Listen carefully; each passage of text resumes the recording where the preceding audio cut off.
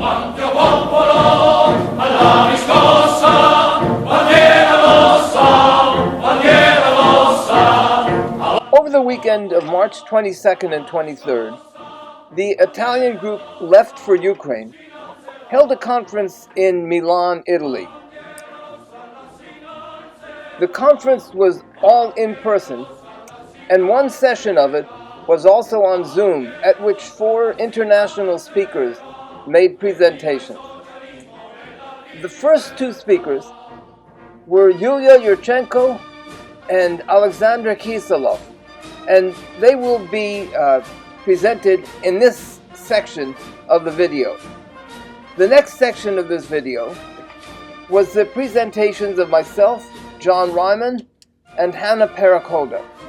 Finally, we will have the final section of this video, which was the discussion portion of this conference. Hello, Yulia, Hannah, John, and Alexander. I will first do a short introduction in Italian and then in English. I already told you about the translation and the open discussion. So now I will move on to Italian. And quindi, ciao a tutti, grazie per essere qua o per essere connessi. Un'introduzione molto veloce. Io sono Alessandro di Sinistra per l'Ucraina e quelli di voi che c'erano questa mattina o che seguono la pagina o il canale Telegram ci conoscono già, ma per sommi capi siamo un collettivo che si è formato successivamente all'inizio dell'invasione su larga scala del 2022. Ci siamo formati con lo scopo di dare voce ai compagni e alle compagne ucraine in uno scenario, quello italiano, che è dominato dalla propaganda di guerra russa, dall'omertà, dall'indifferenza, quando addirittura non da un'aperta ostilità verso la lotta del popolo ucraino, e di cui in pratica una grossa parte del mondo di sinistra, anche della sinistra cosiddetta pacifista, ma come anche leghisti e fascisti e anche opinionisti e giornalisti italiani di tutti i colori prevedevano e volevano una resa che non c'è stata. E questo in realtà fin dal 2014. E non c'è stata innanzitutto per la volontà del popolo ucraino del non voler essere occupato, brutalizzato, cancellato dal potere russo. Non si combatte una guerra di difesa o di sopravvivenza o di indipendenza per 11 anni, come per 70 anni in Palestina o come per 13 anni di rivoluzione siriana. Non si combattono questo tipo di guerre senza una volontà di popolo, senza un consenso. E oggi, 3 anni dopo l'inizio della fase su larga scala della guerra, ci sembra che dare voce alle analisi, alle esperienze di organizzazione, difesa e solidarietà diretta in Ucraina e altrove nel mondo non è solo un fatto di giustizia, ma è anche una necessità per la sinistra italiana e occidentale, per uscire da questo baratro di cecità, di irrilevanza e di inazione in cui siamo precipitati di fronte all'avanzata di un multi-imperialismo globale e con esso un neofascismo che è galvanizzato e anche finanziato da questi poli autoritari, che si tratti di Russia, di Stati Uniti, che si tratti di Israele o di Cina, ognuno con il suo bagaglio di disinformazione e autoritarismo. E per questo oggi abbiamo 4 speaker eccezionali, tutti con esperienze dirette, attive, di sicurezza, difesa, lotta sociale e antifascismo. Ora farò una breve introduzione in inglese per i nostri speaker e poi ve li presenterò più nel dettaglio. Again, thank you for making the time. So I am Alessandro from Sinistra per l'Ucraina. We are, in case this was lost, we are a collective that was formed right after the start of the large-scale invasion of Russia in Ukraine, with the aim of giving voice specifically to Ukrainian comrades, and this in a scenario, the Italian one, which is dominated by Russian war propaganda, by silence, by indifference, sometimes by open hostility toward the struggle of the Ukrainian people. And which people that a large part of the leftist Italian world the pacifist left as well, but also fascist and any kind of Italian commentator and journalist. All of these predicted and wanted a surrender that did not happen. And this is actually since 2014, is not since 2022. And there wasn't such surrender, we are aware, first of all, because of the will of the Ukrainian people of not wanting to be occupied, to be brutalized, and to be cancelled by Russian power. Here I'm echoing word that I've heard from Alexander, and that I'm sure I also quote in the writings of Yulia and Hannah. You don't fight a war of defense, of survival, of independence for 11 years, as it is for 70 years in Palestine or for 13 years with the Syrian revolution. You don't fight that kind of war without a will of the people, without a form of consent from the people that are resisting. So today, as an organization, on this basis, we are somewhat shifting focus,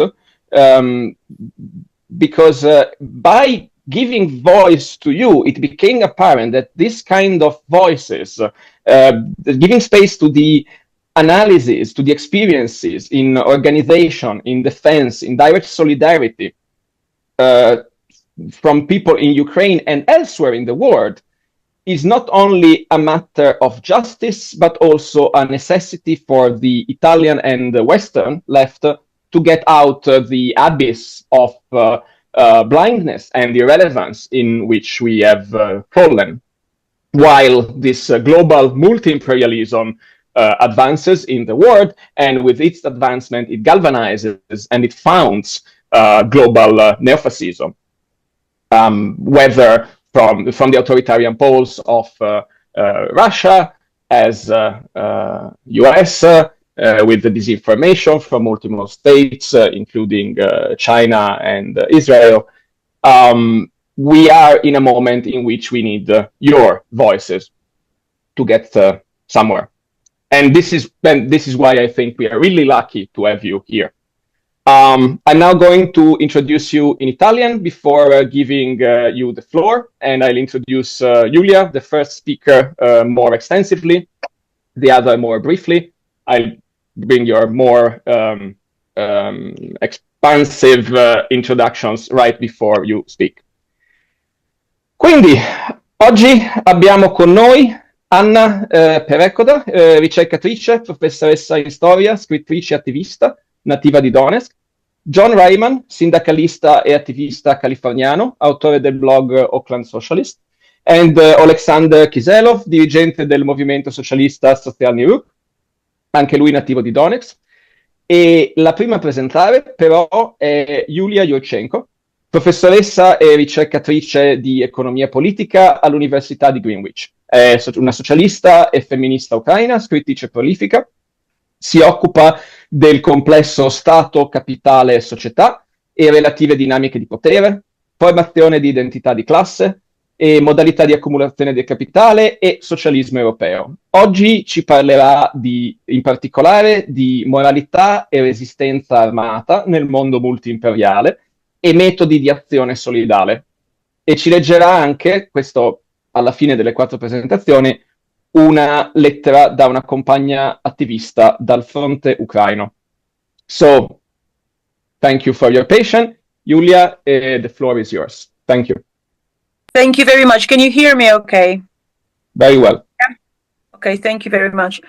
Thank you everyone for organizing this meeting, and for those of you who came on the Saturday afternoon to talk about this horrific war and what it means for Ukrainians, for Europeans, for the world.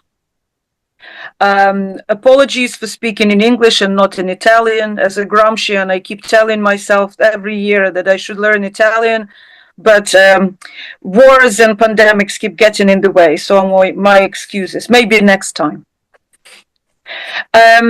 Since the large scale, I want to quickly tell you what I work with since the full-scale war, so you have an understanding of where my strengths in understanding the situation lie. for further discussion. If you want to ask me questions, please feel free later. I've been working with Socialny Ruch, and I've been working with Ukrainian trade unions. I'm now a representative of Free Confederation of Trade Unions in Britain since the beginning of the full-scale war. And the primary concern that I occupy myself with in my work is as a political economist, as a scholar, is the shift to multipolarity, and of course the complex dynamics, class, capital, climate dynamics of this Russo-Ukrainian war and what it means in the context of global economy. And as an activist, of course, I am concerned with the growing rise of fascism in its very ugly forms and the push to multipolarity and what it means for those of us who are trying to build solidarities and sometimes are struggling to build those solidarities. So I'm speaking from those positions.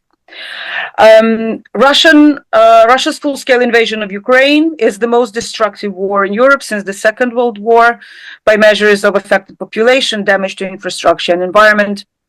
Wars, of course, analytically speaking, are those so negative externalities and unintended consequences of doing capitalism. And they appear every time the wars appear, we treat them as if they're aberrations, as if they're irregularities, but they are not. They are part and parcel of capital accumulation, and when all other means are exhausted in fight for territory, people, resources, that's when armed invasions and clashes happen. They are part and parcel of capitalism, and this is also why it is so important to, if we are fighting capitalism, if we are fighting fascism, to fight on the side of those who are fighting neocolonial invaders, if we are on the left, to my mind. Amidst the calls for new international economic order that we see coming from the Caribbean and elsewhere, that could deliver climate and debt justice, we see a drive for increased geopolitical competition internationally, colonization and neocolonialism and multipolarity that drives us away when what we need is new and deeper international universalism, where in a fight against capital. There is no promise of better life for the workers of the world, for the planetary survival in multilateralism. It's only, in multipolarity, it's only in universalism of rights to life and thriving in this world. Growth-obsessed economic order is unsustainable and is connected with militarism and in the ongoing transformation of geopolitics amidst the urgent demand for universal economic and climate justice. We need in this concrete war, what I find frustrating sometimes is that there is an apparent lack of unwillingness or inability to learn from history, is that appeasement leads to bigger conflicts. Appeasement does not end wars. You do not give breaks to fascist powers so they can regroup and get stronger. The paradox of peace is that sometimes it has to be fought for with weapons. And either way, people will die. And if we continue to, if we do not defeat Russia now, but rather agree to some sort of fake peace, so to speak, more people will die in the long run. And if there is more backing up of Ukraine in its fight against Russia now, fewer people will die. It pains me as a Ukrainian, it pains me as a human being that suffering and death are happening, and that we have to think in these crude categories of how many people will die in this or that scenario. And I do believe that we do not choose these conditions, we didn't choose them. But we need to figure out what is the strategy that will minimize the damage that is before us. United States now as well and Russia are effectively engaging in something similar to Molotov-Ribbentrop Pact in dividing territory, spheres of interest, and spoils of this war in Ukraine, in this mineral deal and claims of energy infrastructure by Americans in Ukraine.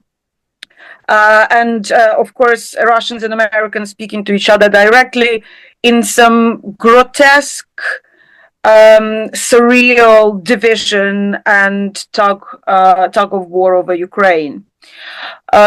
This alignment is not this alignment of Russian and American, Russian and U.S. administration is not only dangerous because of the effective multipolarity that Trump has granted to the world, that Putin couldn't win in battlefield, but also because the United States unilaterally are withdrawing from the leading position in that the hegemonic position that they held in the international world order that was put into place after the Second World War. And actually, before Trump was elected, a number of times I affected different left meetings. Many were saying that, you know, it would be really not a bad thing if finally United States are not in charge anymore because of all the problems that came with that everybody in this meeting, I'm sure, is familiar with. And I used to say, and I still believe that of course, that kind of, you know, U.S. hegemonic world order is extremely problematic. But, and many people were fearing what would happen if Russia falls. I think we also need to fear, and we see what is happening now when the US are not doing their leadership that we expect from them anymore. That is a much more unstable and dangerous world. I'm not saying that we need to continue with US in a position that they held since the Second World War in the international world order. What I'm saying is that the speed with which they're withdrawing from all international commitments creates much more instability and endangers lives and breeds potentially more conflicts than it would have been otherwise. And this free fall indeed is quite terrifying. What we're also seeing internationally is potentially an ushering of this era of competing fascistic projects launched by nuclear powers. That would then divide the world into not just hypothetical but actual spheres of interest that would be exempt from international rules and any sort of promise of any universality, and that is extremely dangerous. So but I do think that is not, the game is not over, and that potentially we see a lot of regrouping in Europe, for example, specifically in Europe, and also Canadians and the Japanese are pulling into these coalitions of support for Ukraine against Russia. And in that sense, I hope that some sort of effective pushback will happen against this fascistic push from Russia, so that we do not see these dictatorial blocs competing internationally. Fundamentally, dictators get away with anything they want if they are allowed to do so. We have seen that already in Ukraine in 2014-15, when Russia was allowed to get away with annexing Crimea. Russia was allowed with the insanity that happened, get away with insanity that happened in the east of the country, and I'm sure that Alex and Anna will speak to more detail to that, and they know that the situation in Donbass more intimately than I do. We'll leave it to them also as natives of the region to speak for that. But fundamentally, allowing Putin to get away with those grabs and going back to business as usual, continuing to build gas pipelines with Russia, and being really sort of relaxed on sanctions has paved the way to the war that we're seeing right now. There will only be more of it if Putin's regime is not squashed now. Of course, Ukraine is not the first victim of Putin's regime, and probably will be the last if it is allowed to not win in this horrible war. But coming back to the international situation, we're almost 80 years since the fall of Nazi Germany. at the end of the Second World War. And we see the militarized fascism back on the global scene in its earnest. This multipolarity drive away from the post-Second World War universalism intensifies. And we should be asking ourselves, why is this happening? Because those horrific tendencies do not come around by accident. There are preconditions for that. So we had, after the Second World War, institutionalization of UN and international financial institutions and developmental banks and the Universal Declaration on Human Rights. But we need to ask ourselves, how many people around the world were able or are able to exercise those rights that beyond them being declared? Not very many. We see in the core capitalist countries fewer and fewer people being able to enjoy fully the exercise all of those rights. For the world's majority, those rights never fully materialized. Wars and genocides keep happening because attackers get away without suffering the consequences, while victims suffer from systemic violence, odious deaths, exclusion from social security guarantees, and from climate catastrophes they did not produce, nor did they deserve. Militarized competition and productivist economic systems generate ecocidal effects and fast forward towards future on an uninhabitable planet in a manner that is essentially imperialist and colonialist. Social classes and modes of extraction of value from humans and nature are organized transnationally in present-day global economy, and that means that, of course, if we want to fight against them, we need international solidarity. It is extremely difficult, if not impossible, to fight those fights in concrete localities. Those are only temporary fights. And this is much more true than it was 100 years ago and 60 years ago, 70 years ago, when a lot of different countries were fighting for a more egalitarian organization of their economies.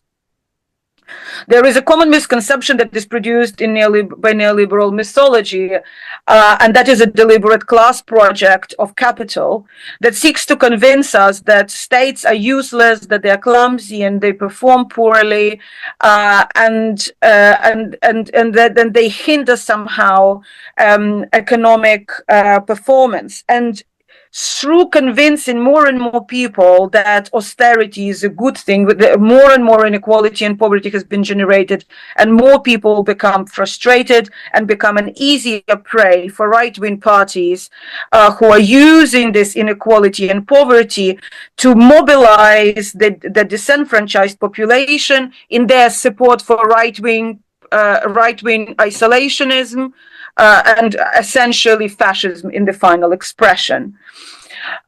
Capital, of course, tells us, capitalists tell us that states and welfare states, that is all a bad idea, but they do like states quite a bit when they want their private rights, their property rights to be protected, or investment, and then they want to regulate labor or police protests or police us across the borders. They do not mind the state at all, and it's already it's endemic, this kind of understanding of the state as the police force around private property. It was already in Adam Smith in The Wealth of Nations, that the role of the state was supposed to be to protect private property from the poor mob outside. So we need to understand, we need to reclaim in our campaigning, and we need to reclaim in the common mythology certain institutional arrangements that can support the working classes, and work on raising public consciousness around who the actual enemies are and where they sit. And that is not in immigrants, and that is not in refugees, and that is not in women entering workforce. That is capitalists robbing us blind while paying no taxes and destroying the planet in the process. Coming back to I'm watching the time. Coming back to the Russo-Ukrainian war, there is and the left, and what should we be doing?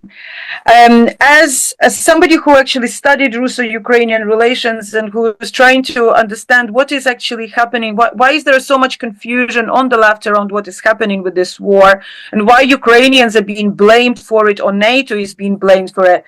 I have been quite baffled by the reactions of some people on the left, and some of it I can explain, if not understand, but I can explain. Some of it is really baffling. Of course, there are systemic problems of Russia deserving a lot of much deserved scrutiny in Russia institutes and Russia studies, whereas Ukraine and other post-Soviet republics significantly less. So then there are scholars and activists across left circles who have continued, and politicians all over the place, and popular media constantly interchangeably using terminology of Russia, USSR, Kievan Rus. It's all one thing. And if you keep referring to these different historical entities by the same word, your brain starts perceiving it as one, and we are still sort of fighting against that. So, but even with that, there is some echo on the recording. Even with that, I think there is, what I do find quite frustrating is that this Russia was this kind of fetishized subject. Those on the left revered it as some sort of anti-American beacon, anti-imperialist beacon.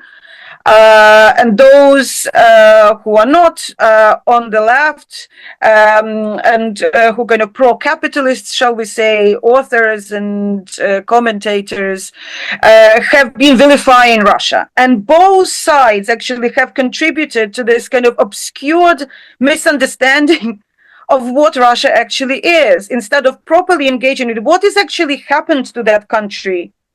To the Russian, what is Russian Federation? How did it become the size that it is? What has happened in that country since USSR fell apart? Why does it keep invading its previously controlled areas? Why is there so much Islamophobia? Why is there so much policing? Why are there so many dissidents? Why are the dissidents from Russia who had to flee calling it fascist, while activists in the left circles in Europe still see it as some sort of beacon of hope? Those conversations need to happen. Engagement with reality, return to the Marxist method needs to happen.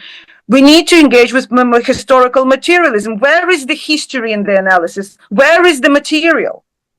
Because the material is really terrifying. And whether we want to accept it or not, reality doesn't change its nature from our desire or lack of desire. Me not wanting Russia to invade doesn't stop it invading. Me not wanting Russia to be fascist doesn't stop it from being fascist. So waking up to the fact that Russia is a fascist state, that United States are now run by fascists, which people somehow tend to accept a little bit more readily, on the left at least, is extremely important.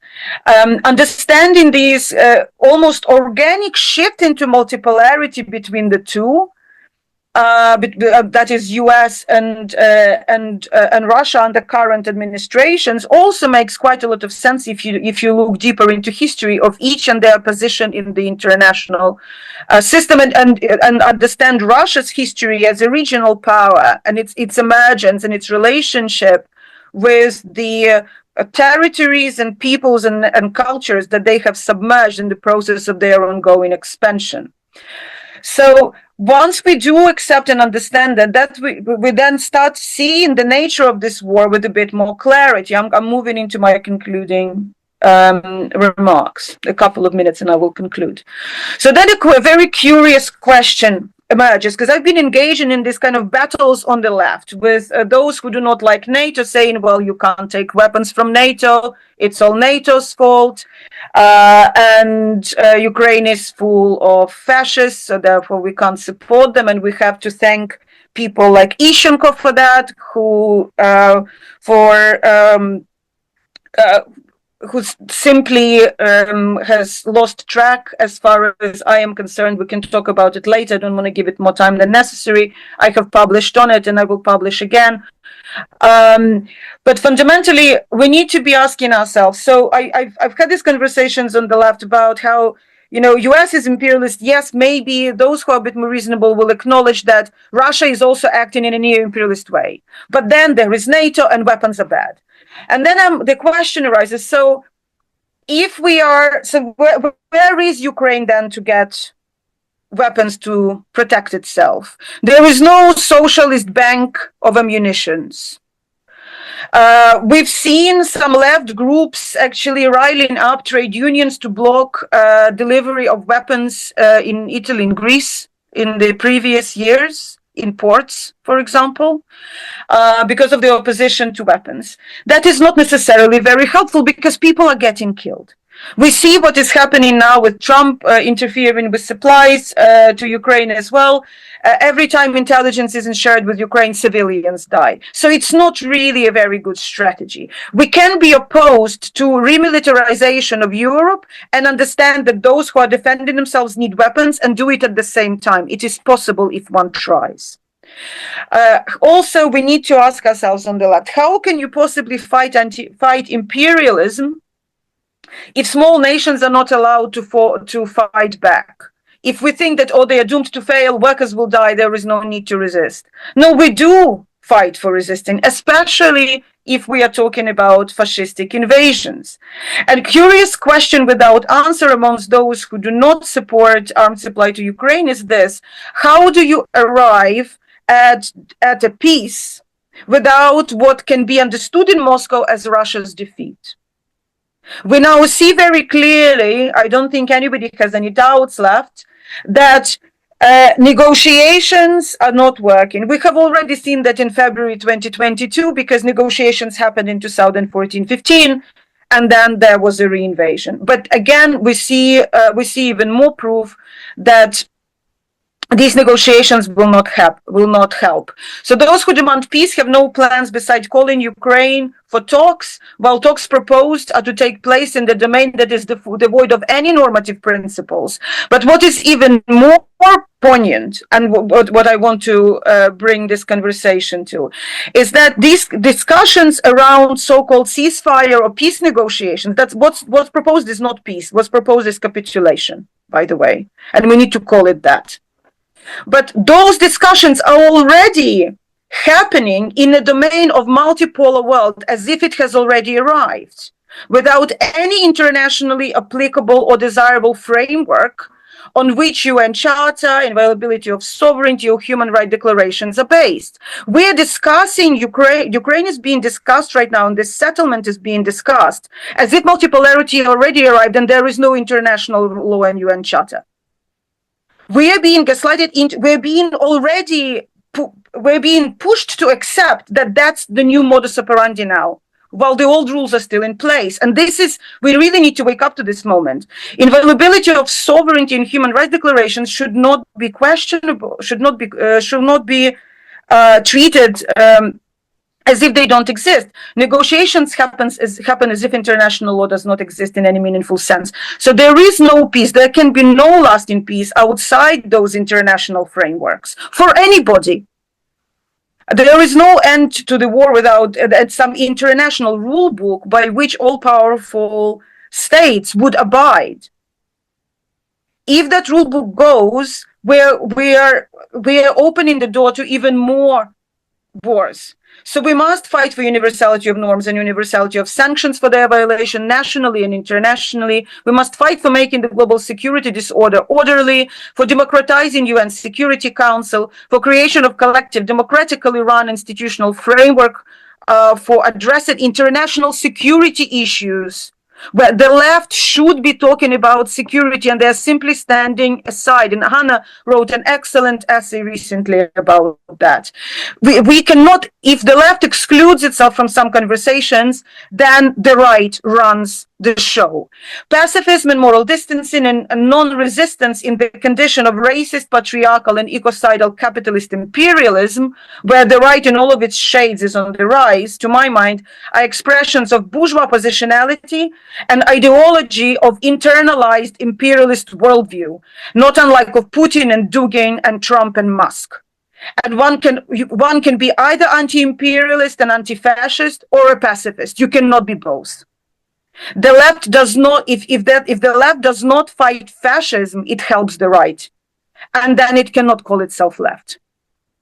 So I hope that we can have some conversations about how we can fight these kind of different pools within ourselves. But I think the wake-up call is here for all on the left. It's not the time for debate. We need to stop fascist invasion. We will talk about what infrastructure to put in place when the fascists are defeated.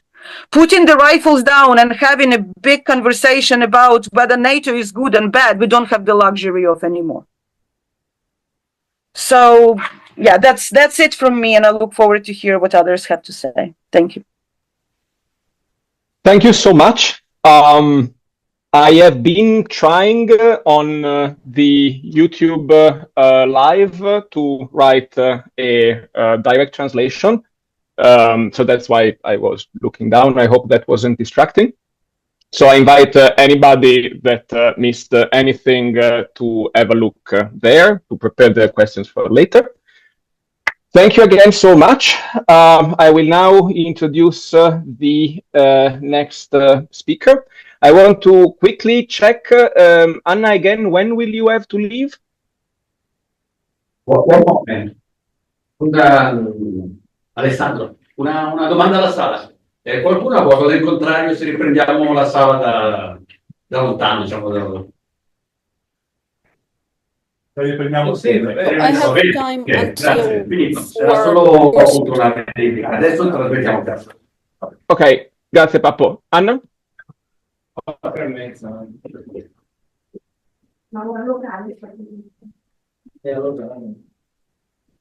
Okay, so I just wanted to make sure that we were more or less in time.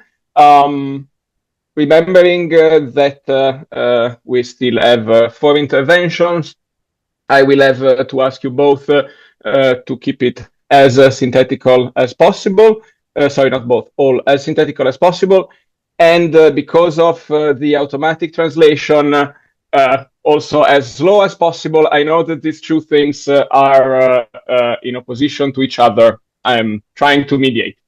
Okay, with this, I will introduce the next speaker. I invite again everybody to prepare their questions for later. Now you get also the audience, and we have around 20-30 people on YouTube as well.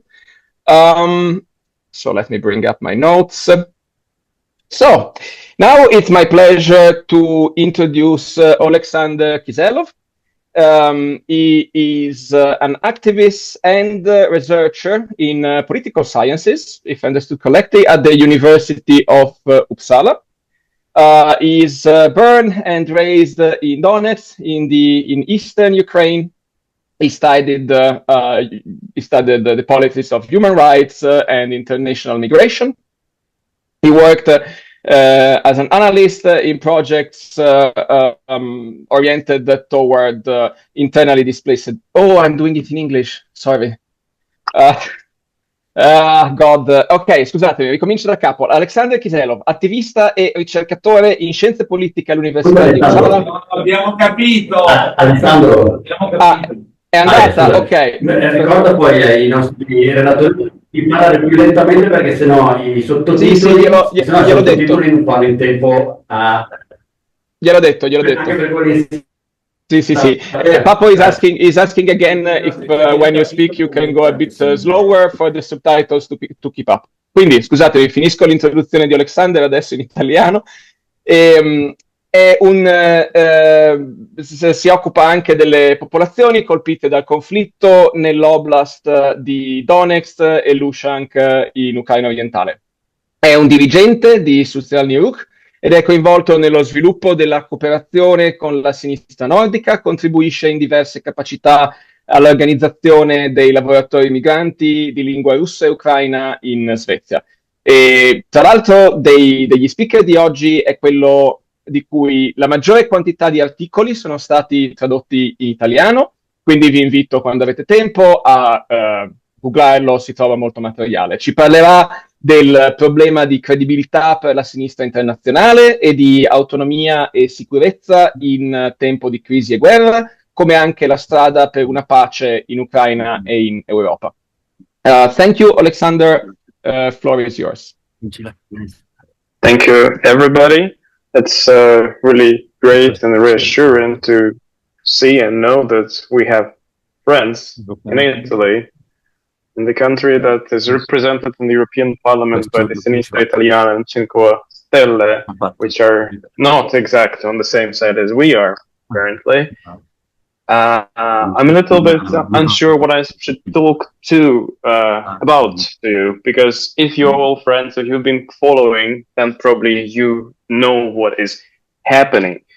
So I'll try just to have it as a conversation, summing up my experience of being involved in the discussions around the country. And also, Alessandro, you mentioned how it is important for you to have people from Ukraine speak, but also in my observation, it's not only about us, because those who really want to understand what's going on, they are able to do so. I've been on the Fourth International Congress. I found a journal, a magazine from India. And while we were fighting with mostly Greeks or Spanish left, so-called, recycling the same stereotypes, you can see that people in India, somewhere in Calcutta, so far away, they were able to find out what is going on. Like step by step, disproving all the myths that in Europe keep circulating. So I appreciate that you are one of those people trying to understand what's going on. About my background in the last years, because I'm based in Sweden, I was mostly involved in building cooperation with the Nordic left. So that might explain also my perspective, how I talk about the situation. And yes, so what was been told by Yulia as well, what is the most important is to have sort of credible, relevant, and fact-based answer of the left to this situation in the world and in Ukraine in particular. Because what was my impression quite often, that the left feel a bit helpless to engage with the reality and focus much more on saying the right words. Wait, sorry, there is sorry. Stop a second. Pappo, mi senti? Dovete mutare tutti, chiunque non sia Alexander, mutate Zapata, mutate Sinistra per l'Ucraina.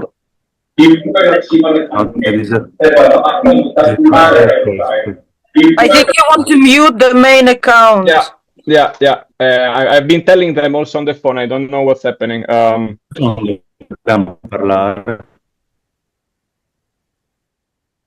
Ok, meglio. Perfetto, sinistra è stata mutata. Ok. Perfect. I'm so sorry, Alexander. I was trying to get it done on the phone, but that didn't work. Thank you. Go on. Okay. So yes, what I was saying, that it's not always about saying the right words, displaying correct values, or focusing on long-term proven strategies when the war comes, when the crisis happens. Because in this situation, quite often, left looks very counterintuitive and very marginal, which is diminishing it. What I also see quite often, that it's not only problem of the Western left. I remember us before the war started, even before the full-scale invasion started, we didn't know what to do when this was happening in our country, because this is not what we used to. This is not what we were prepared to. So we were talking about maybe we should just criticize militarization, criticize securitization. Maybe we should, again, come up with some abstract solutions. So just let people talk and somehow agree on the best possible way forward. But it was not the answer. You see, the war started. There was this thing before as well. So in this situation, when you are hiding behind this, you're not perceived as relevant at all. And in this situation, of course, people turn to someone who is ready to do things. Quite often in Ukraine, they were right-wing people who were prepared to do this. And of course, that's how they gained credibility. So in order to avoid this situation, left must talk about security, as Yulia has been saying.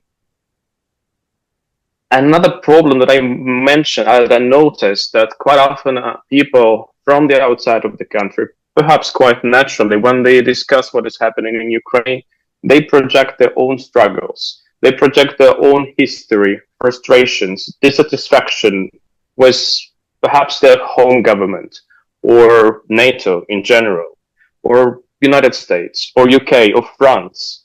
All those the long history they had, they project on what is happening in our country. And it is also very misleading, very counterproductive, because sometimes it may work, as we don't see the left, majority of the left having problems talking about the situation in Gaza. No one is trying to discuss, to tell to Palestinians about what is the nature of the Hamas government, how reactionary it is or how it is not. Nobody's trying to assess the Iran involvement or North Korean involvement, as some rumors are in the conflict, because it is not really relevant. No, the country is, the people are under occupation. They are being killed. They are being bombed. So does it really matter, right, at the moment? But also I don't see the left talking about that because of the destruction and hostilities, Palestinians should just give up, submit and capitulate and become, I don't know, just move where Trump says. I don't see it because it is not relevant. But it is becoming way harder for the left to look at other countries. I remember the situation in Syria, where many left, they felt that maybe Assad is not so bad.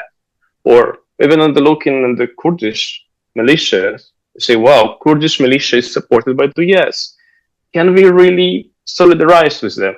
That was already a breaking point. And when the war in Ukraine happened, that just completely missed all the calculations, missed all the mappings for the left.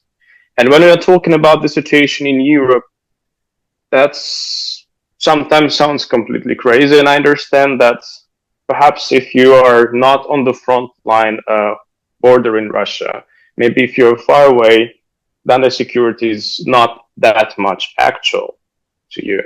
But nonetheless, this is the same country. And maybe Russia is not threatening Italy. Maybe Russia is not threatening a lot of countries in Europe. But they have claims towards what they perceive what was theirs and what was stolen by the West, by NATO, by America, by somebody else.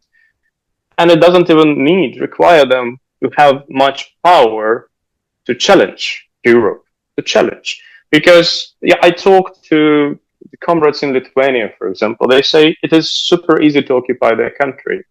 Basically, starting from Belarus and from Kaliningradsk Oblast, within a matter of hours, country can be blocked and occupied, and there is nowhere for people to escape. So for them, it is an existential issue.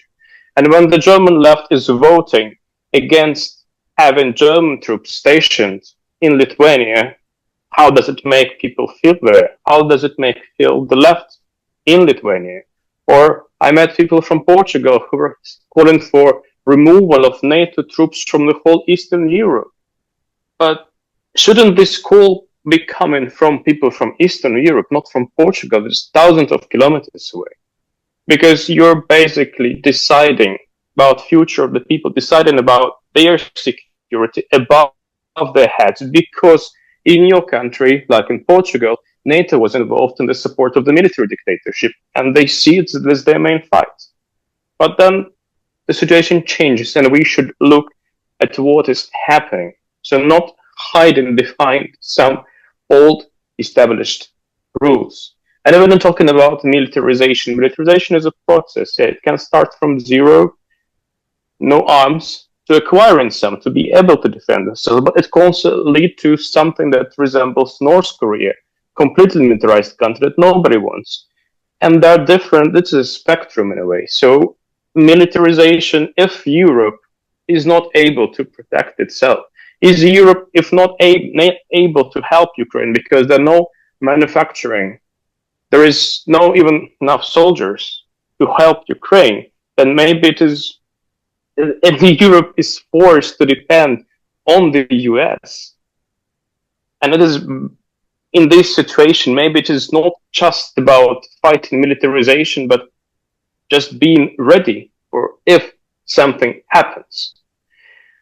And some people, as I perceive, especially from Southern Europe, they just think that if the situation in Ukraine is somehow resolved, if Ukraine is forced to capitulate, is to submit, then all these troubles, all these inconsistencies, they would be resolved in a way, but they won't be, because you see that international right does not exist anymore.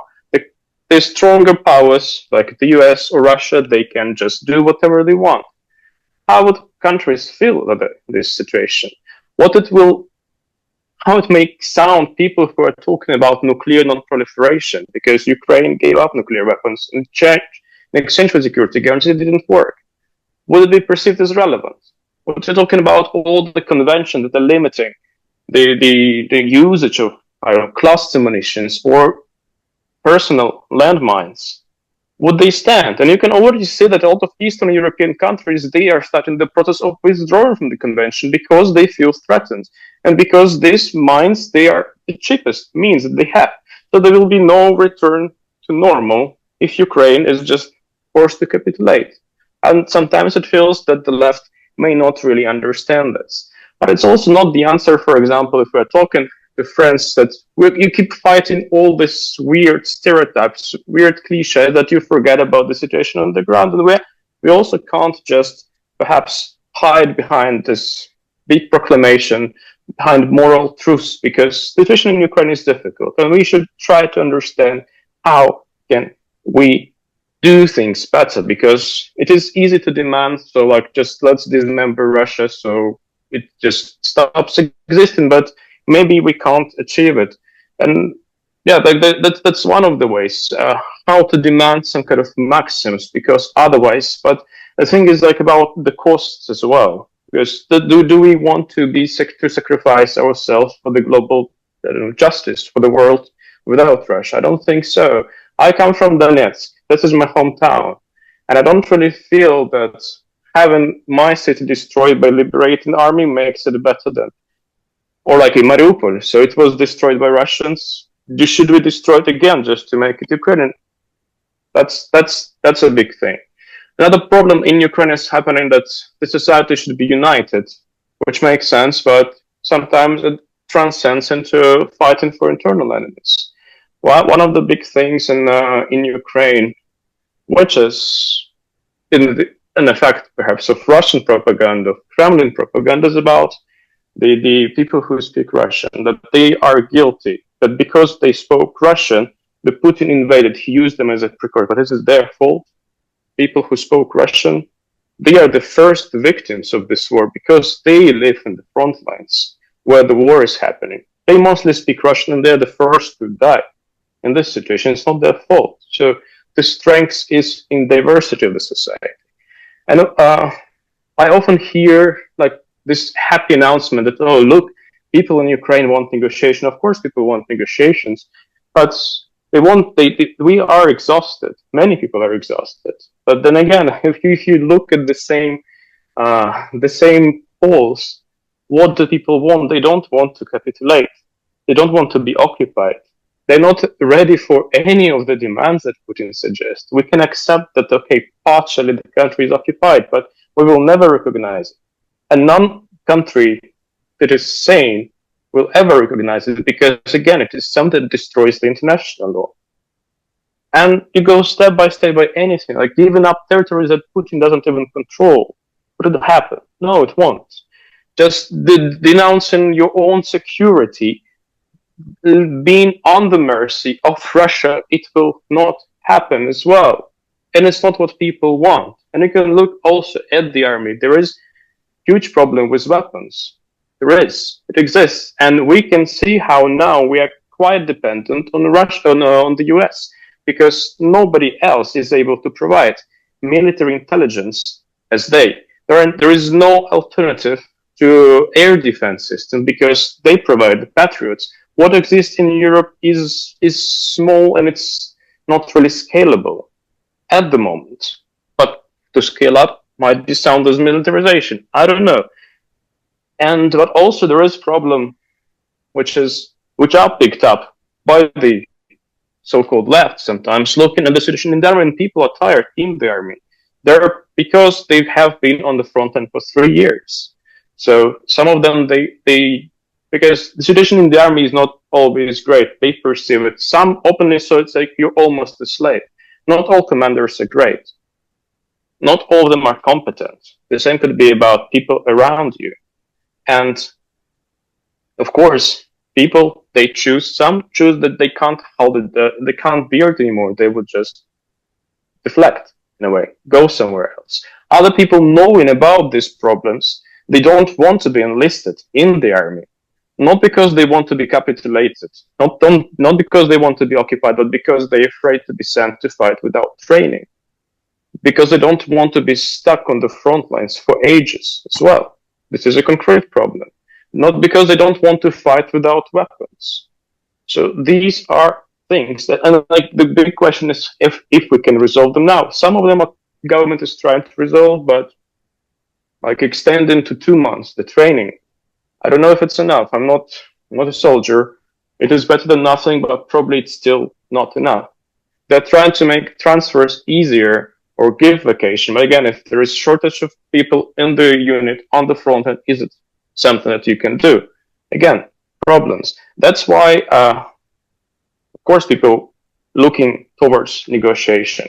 And nobody would have anything about negotiation, even our government, if Ukraine was not left alone, because right now it actually seems that just Trump and Putin together, they're trying to force Ukraine to accept the demands that Russia imposes. But that's not what people want, right?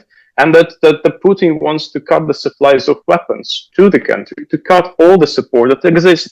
That is not what anybody wants. And a lot of people, they say that their relatives, their friends are in the army already. They are there. And they say, like, we want to have it done once and forever. We don't want our children to go to war when it happens again. And it is a reasonable concern, of course. And we have this experience with Minsk agreement that didn't work. But on the other hand, if we have your support, if we have this backing of the world, anything that is not what is happening right now, all this butchering, it might be better. Because during Minsk agreement, well, there was no war, and we got better prepared as well. Yes, war started again, but we're not defenseless, we're not so helpless. And if there is a chance that it won't, again, but it depends on Ukraine being strong, being prepared, being not alone. If this happens, even another Minsk agreement might be a way forward. But is it something that Trump suggests? I doubt this. Even not talking about all this neo-colonialist stuff that he's trying to get, like reparations from Ukraine. Like Ukraine lost the war and with the US, that the US trying to grab anything. But Trump was promising ceasefire in Gaza. He wanted a Nobel Prize. And where is his ceasefire in Gaza? The war has started again. Israeli troops are in Gaza again. And unlike with Putin over Netanyahu, he has some leverage. What would stop Putin from starting the war the second day after signing his ceasefire? We can't trust. But for this, we have to look at building some alternative. And European Union could be one. And of course, we should look towards diplomacy to try to use all means possible to prevent the war, to stop the war. And it is built on many different factors, economic links, but also many other things. But first and foremost is that it pays not to go to the war. And it depends on you being not an easy prey. So you must have arms. I don't know if you need to spend more. Europe spends already more on weapons than Russia. But is it spent wisely right now? Because there is huge maintenance debt. Europe was way more prepared for the war during Cold War. Way more prepared. Yet there were all the welfare rights. there was infrastructure, there were railways, there was everything. So why now the governments are trying to force you to choose from one and spend more and more money? Well, spend them based on the situation. Maybe right now you have to spend more if there is maintenance, but again, you don't need to spend them on buying some expensive American weapons just to please Trump, just to do something to beg for protection. No, look at the concrete tasks and see if this spending achieves them. But all these arms is pointless without having infrastructure. Infrastructure is not just about buildings. It's not only about roads or railroads. It is also about people who are prepared, who know what to do. This can be soldiers, but not only, because you need electricians, you need nurses, you need teachers, you need so many different people knowing what to do if the war happens. But also all this, again, won't solve a thing if people don't perceive the situation as legit, if they don't trust the government, if they don't trust each other. They will not take weapons, they will not fight, they will not go on the trains and ride. And all this is impossible if government is taking away from people and feeding the right thing. But I think Anna will be talking more about this. So, and the threat today is real, but the question is whether we give the right wing or neoliberals try to use it to their own benefit, or we actually look and expose their incompetence as they are incompetent right now, because you can't be prepared, you cannot be able to defend yourself with weapons alone. But they are making it as a business. Could it be? I doubt so. So there could be multiple policy options, from taking over the arms industry to subjecting everything to strict control, to building cooperation on the European level. And that's what I was talking about, this remembering actually what came from Italy, Spinelli, like one of the fathers of the European Union, building a federation so people don't fight each other. You don't reinforce these national divisions, even with best motives, because this is the playing field for the right wing. Only together, united Europe can do something better. That's an ultimate answer for smaller countries as well, because Ukraine, Baltic states, many Central Eastern European countries are small, and one country cannot be as strong as many united. And building even defense cooperation can be a step forward. And right now you can see, I'm finishing right now, but you can see that all these things that were making European Union bad, perceived as bad, was the Maastricht criteria is imposing austerity policies in the country, preventing public investment. The competition rules as well were destroying coordinated infrastructure in Europe.